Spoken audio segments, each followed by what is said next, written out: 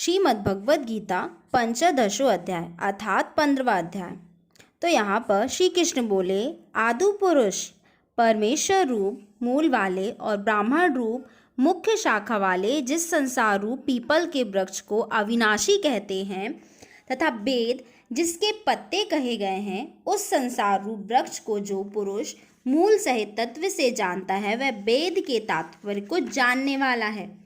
इस संसार वृक्ष की तीनों गुणों रूप जल के द्वारा बड़ी हुई एवं विषय भोग रूप कोपलों वाली देव मनुष्य और त्रियक आदि योनि रूप शाखाएं नीचे और ऊपर सर्वत्र फैली हुई हैं तथा मनुष्य लोक में कर्मों के अनुसार बांधने वाली अहंता ममता और वासना रूप जड़ें भी नीचे और ऊपर सभी लोकों में व्याप्त हो रही हैं।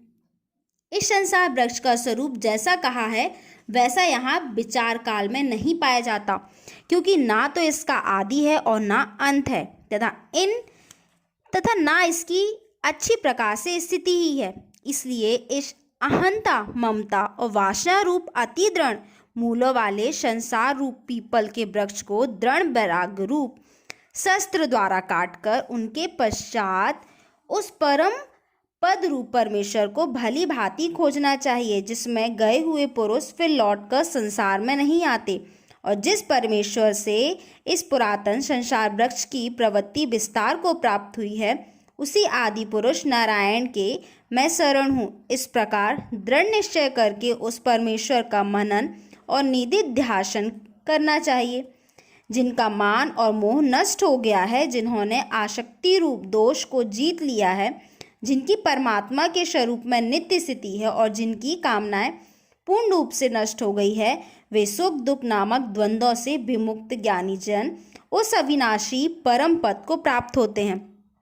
जिस परम पद को प्राप्त होकर मनुष्य लौटकर संसार में नहीं आते, उस स्वयं प्रकाश परम पद को ना सूर्य प्रकाशित कर सकता है, ना चंद्रमा और ना अग्नि ही। वही मेरा परम धाम है। इस देह में यह जीवात्मा मेरा ही सनातन अंश है और वही इन प्रकृति में स्थित मन और पांचों इंद्रियों को आकर्षण करता है। वायु गंध के स्थान से गंध को जैसे ग्रहण करके ले जाता है, वैसे ही देहादि का स्वामी जीवात्मा भी जिस शरीर का त्याग करता है, उससे इन मन सहित इंद्रियों को ग्रहण करके फिर जिस शरीर को प्राप्त होता है उसमें जाता है।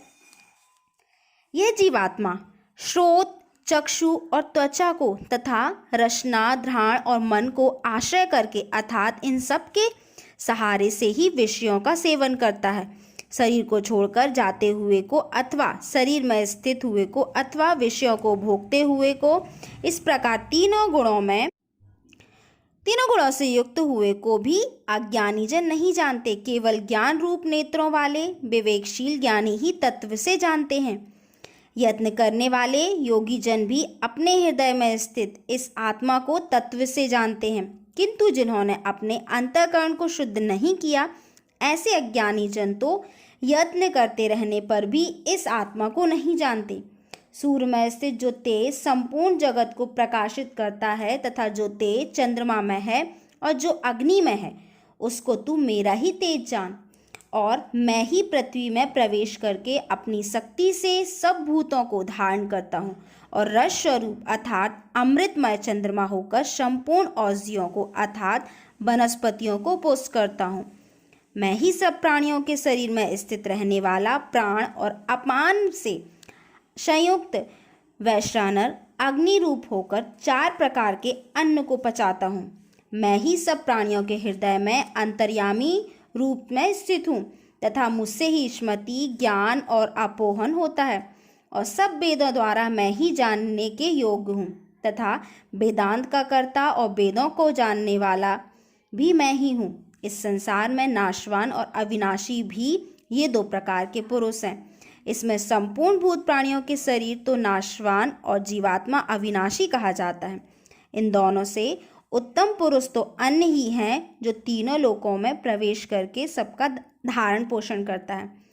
एवं अविनाशी परमेश्वर और परमात्मा इस प्रकार कहा गया है, क्योंकि मैं नाशवान जड़ वर्ग क्षेत्र से तो सर्वथा अतीत हूँ और अविनाशी जीवात्मा से ही उत्तम हूँ। इसलिए लोक में और वेद में भी पुरुषोत्तम नाम से प्रसिद्ध हूँ। भारत, जो ज्ञानी पुरुष मुझको इस प्रकार तत्व से पुरुषोत्तम जानता है, वह सर्वज्ञ पुरुष सब प्रकार से निरंतर मुझ वासुदेव परमेश्वर को ही भजता है। हे निष्पाप अर्जुन, इस प्रकार यह अति रहस्ययुक्त गोपनीय शास्त्र मेरे द्वारा कहा गया है। इसको तत्व से जानकर मनुष्य ज्ञानवान और कृताग्र हो जाता है। यहाँ पर श्री कृष्ण भगवान ने अर्जुन को बहुत ही सुंदर, बहुत ही संक्षिप्त रूप में स्पष्टीकरण किया है जिंदगी का सार।